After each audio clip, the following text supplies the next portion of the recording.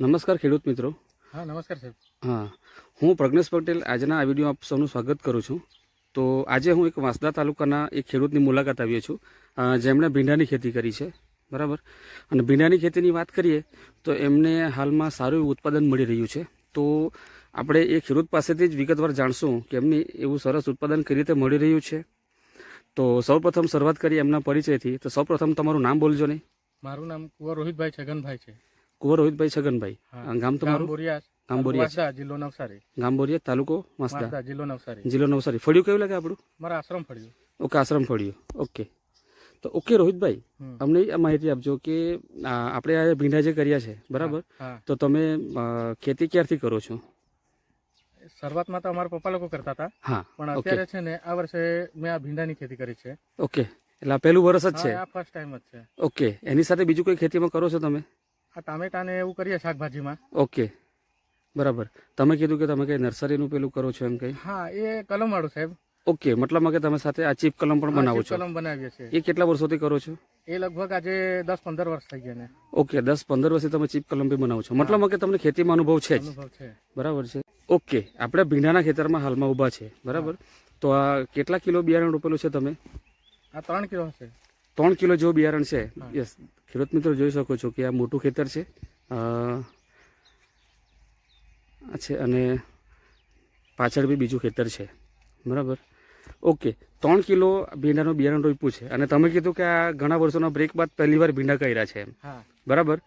તો હાલમાં આ જો ભીંડાની વાત કરીએ તો તમે કીધું કે સારું ઉત્પાદન મળી રહ્યું છે એમ, બરાબર. તો આ ભીંડાનું રોપણ ક્યારે કરેલું તમે? 26 નવેમ્બરે. 26 નવેમ્બરે કરેલું અને આજે થઈ છે 17 માર્ચ, બરાબર છે. તો હાલમાં ભીંડામાંથી કેટલી તોડ થઈ ગઈ છે? 24-25 તોડ હશે સાહેબ. 24 થી 25 તોડ થઈ ગઈ છે. હા, બરાબર. તો હાલમાં કેટલું ઉત્પાદન મળી રહ્યું છે? અમે લાસ્ટ તોડ કેટલી ગયેલી? લાસ્ટ તોડ 150 કિલોગ્રામ જેવું થયેલું. 150 કિલો તોડ આવેલી. અને આજે પણ ભીંડા તોડતા છે, જે બી આપણે દર્શક મિત્રો તમને બતાવીશું. તો આજની જે તોડ છે એ કેટલી જશે અંદાજ, શું લાગે તમને? આજની તોડ લગભગ 4 થી 5 મણ નીકળશે. મતલબમાં 100 કિલો આજુબાજુ તો જશે જ, બરાબર છે. ઓકે, મતલબમાં કે આ જે તમે વાત કરી કે 100 કિલો 150 કિલો જે તોડ તમને મળી રહી છે, બરાબર, તો એનું શું કારણ છે? એવું તો તમે શું વસ્તુ વાપર્યું કે જેના કારણે તમને આટલું સારું ઉત્પાદન મળી રહ્યું છે? આમાં છે ને જે શરૂઆતમાં છે ને સાહેબ, હા, જે શૈલેષ કાકા છે મારા, ઓકે, એમની જોડે છે ને આ જે શૈલેષભાઈ છે, બરાબર. ઓકે, એમણે કીધું કે જો આ સ્ટીમરીચ અને બાયો, ઓકે, બતાવજો ને. હા, બતાવજો. આ જો આ બે દવા એમણે યુઝ કરેલી.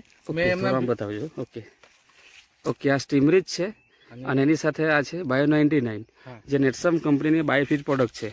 ઓકે, હા, બોલો હવે. એમણે યુઝ કરી, મેં એમના ભીંડા જોયા. હા, તો એમના ભીંડા કઈ અલગ જ હતા અને મારા ભીંડા કઈ અલગ જ હતા. ઓકે, એટલે મેં શૈલેષભાઈને વાત કરી કાકાને. હા, એટલે મેં છે ને સ્ટીમરીચ લઈ આવ્યો મારા ખેતરમાં સાઈડ. ત્યાર પછી જો મારા શરૂઆતના ભીંડા છે ને પીળાશ પડતા હતા. ઓકે, ને મતલબ વાયરસ વાળા હતા. હા, સ્ટીમરીચ નો દર અઠવાડિયે મેં છે ને છંટકાવ કરેલો. ઓકે, ત્યારબાદ મારા ભીંડામાં બહુ આસમાન જમીનનો ફરક પડી ગયો. ઓકે, એની તંદુરસ્તી સારી આવી ગઈ, વાયરસના પ્રોબ્લેમ જે પીડા પડી ગયેલા કે તે બધામાં સુધારો આવી ગયો. ઓકે, બરાબર છે. તો મતલબમાં કે તમે આ બાયોફીડ જે પ્રોડક્ટ છે એ શૈલેષભાઈના એ ઉપયોગ કરતા જ હતા ઓલરેડી, એના હિસાબે તમે ઉપયોગ કરવાનું ચાલુ કર્યું એમ, અને તમને ફાયદો દેખાવાનો ચાલુ થઈ ગયો. તો જેનું જ કારણ છે કે આ 150 કિલો 100 કિલો ભીંડાની તોડ આવી રહી છે. જો ફર્સ્ટ ટાઈમમાં છે ને સાહેબ, મારે 21 કિલો ને એવા નીકળતા હતા. ઓકે, ત્યાર પછી આ સ્ટીમરીચ મારી ને તો સીધા 55-70 કિલો, પછી ઉપર જ 90 કિલો 110 કિલો એવી રીતે વધારો થતો ગયો. Okay, okay. અને રોહિતભાઈ, હવે ઘણા ખેડૂત મિત્રોને કદાચ એવું બી થશે કે આ 3.5 કિલો બિયારણમાંથી ખાલી 150 કિલો જ નીકળે છે એમ, પણ એનું કારણ તમે જણાવજો કે આપણે શરૂઆતમાં આપણી જે મુલાકાત થઈ ત્યારે જ મેં તમને કીધેલું કે આપણે ભીંડા રોપવામાં કઈ ચૂકી ગયેલા, તે શું તમે જણાવજો ને જરા. હા સાહેબ, એમાં એવું કે મેં ફર્સ્ટ ટાઈમ ખેતી કરેલી ને, એટલે હું એક સ્ટુડન્ટ તરીકે પણ આમ એમએડ કરું છું ને. ઓકે, એટલે પરીક્ષા પર નીકળી ગયો. ત્યારબાદ જે પાળિયા કરેલા ને એ મતલબ ઓછા ને આછા પ્રકારના હતા. ઓકે, નજીક કરી નાખેલા, પાળિયા નજીક કરી નાખેલા, બરાબર છે. ને બીજું કે જે ભીંડા માટે જે રોપવા માટે બોલાવેલા એ લોકો નજીક મતલબ ફૂટ બહુ ઓછી હતી એ. ઓકે, મતલબમાં કે હા, મતલબમાં તમારો હા, મતલબમાં તમારો કહેવાનો મતલબ એવો છે કે ખેતરના જે પાડિયા કાઢેલા ને ટ્રેક્ટર વાળા એ બી થોડા નજીક કાઢી નાખેલા ને નાના હતા. પ્લસમાં બીજું એ કે જે ભીંડા રોપવા જોઈએ, કહેવાનો મતલબ એવું કે જ્યાં 1.5 કિલો બિયારણ જવું જોઈએ એ જ જગ્યામાં 3.5 કિલો બિયારણ જતું રહ્યું એમ. બરાબર છે ને? રાઈટ. તો એના કારણે ભીંડા નજીક આવી ગયા, એના કારણે ફૂટ નહીં આવી એમ. બરાબર છે, એટલે ભીંડા નજીક પડી ગયા એમ.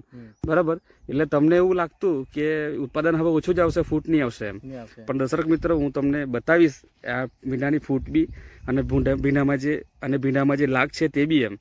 બરાબર, કે નજીક બિયારણ રોપેલું હોવા છતાં બી છેલ્લી તોડેમાં 150 કિલોની ગઈ છે એમ.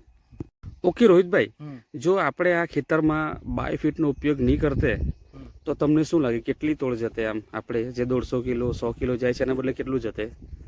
અંદાજિત 40-50 કિલોમાં થઈ રહેતે, એટલું જ. અંદાજિત અડધું જ જતે એમ. અડધું જ જતે. બરાબર છે. ઓકે, એની સાથે તમે ખાતરનો ઉપયોગ કેવો કર્યો છે કે કેવું છે આમાં? હા, ખાતરનો ઉપયોગ કરેલો છે. 24 ખાતર લખેલું છે. ઓકે, ખાતરનો ઉપયોગ કર્યો છે. બરાબર. જે કહેવાનો મતલબ એવું કે બીજા જેટલું ખાતર વાપરે એટલું બધું તમે ઉપયોગ કર્યો છે કે ઓછું કર્યું?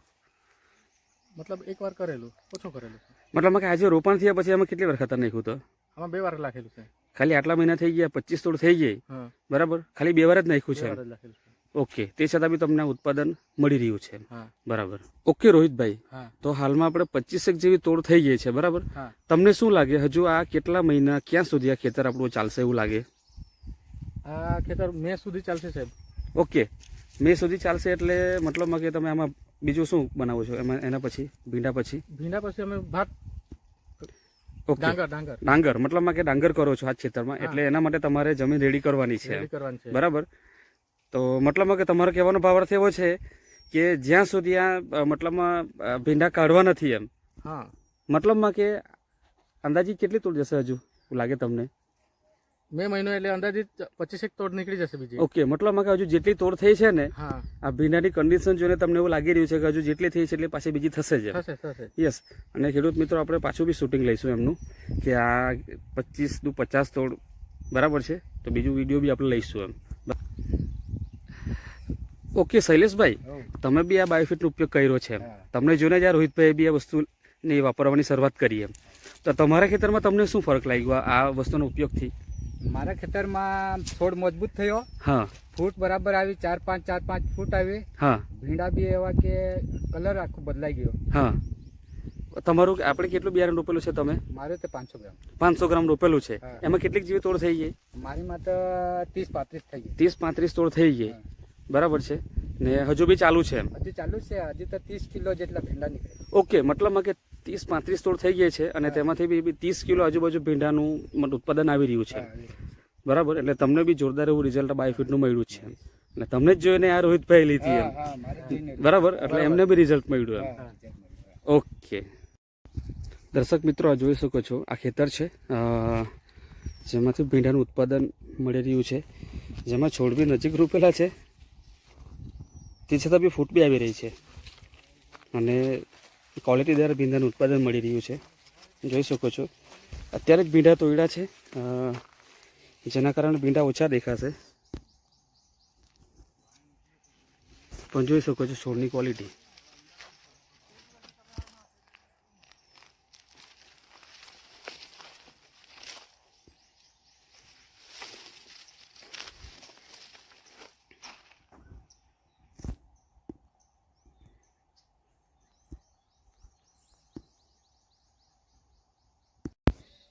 યસ દર્શક મિત્રો, જોઈ શકો છો ક્વોલિટીદાર ભીંડાનું ઉત્પાદન મળી રહ્યું છે.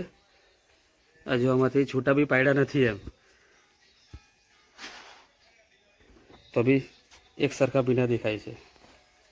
આમાંથી વેસ્ટેજ બહુ નીકળશે એવું લાગે ને? નાનલા નીકળશે, થોડા નીકળશે. બરાબર.